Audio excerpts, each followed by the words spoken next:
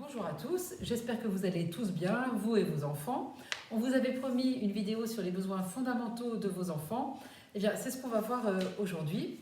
Alors, les besoins fondamentaux de nos enfants, on pourrait en parler pendant des heures, mais compte tenu de la période, on va être efficace. Donc, pour être efficace, moi, je vous propose d'étudier ces besoins au travers de la pyramide de Maslow. Vous la voyez apparaître.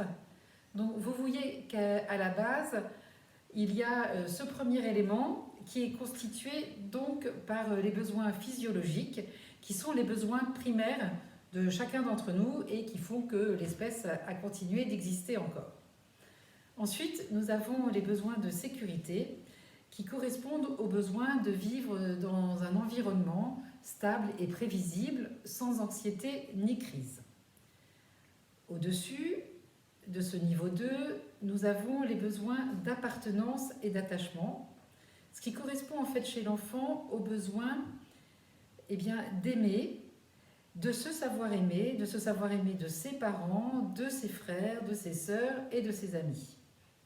Et ça correspond aussi au besoin d'aimer l'autre. Au quatrième niveau, on voit qu'il y a un besoin d'estime, ce qui correspond chez l'enfant au besoin d'être reconnu dans ses qualités par les autres, que ce soit ses parents, ses amis, ses enseignants.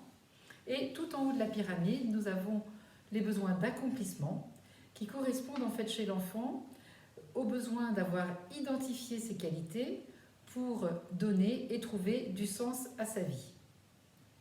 Et on pourrait imaginer en haut de cette pyramide une sorte d'arc de cercle lumineux qui correspond au besoin que Maslow a identifié à la fin de sa vie, celui de transcendance. C'est ce besoin d'aller au-delà du concret, du visible et de la logique. Bon, si on réfléchit à la situation actuelle, c'est évident, c'est l'élément numéro 2 qui est fragilisé par la crise, c'est le besoin de sécurité. Et le fait que ces besoins de sécurité soient mis à mal aujourd'hui à cause de cette crise, va avoir des répercussions dans les besoins physiologiques, dans les besoins primaires de l'enfant. Au lycée, nous a été remis cette fiche, celle qui a été rédigée par les services de psychiatrie de l'enfant et de l'adolescence de l'hôpital Robert Debré. Et ce qui en ressort notamment, c'est que certains de nos enfants vont développer des troubles du comportement alimentaire, des troubles du sommeil, et certains même vont tisser des nouvelles relations avec leurs parents. Certains vont être hyper attachés à leurs parents, quand d'autres, au contraire, vont s'éloigner des parents et même se replier.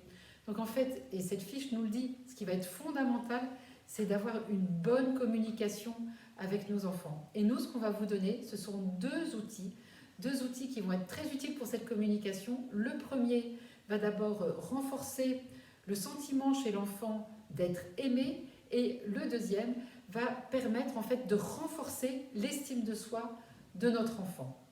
Voilà ce qu'on va faire dans la prochaine vidéo. Et puis avant, on va parler des émotions. Et on va vous laisser avec un youtubeur qu'on aime beaucoup, c'est Et tout le monde s'en fout, celui qui nous parle des émotions. Et vous allez voir, vous allez sourire.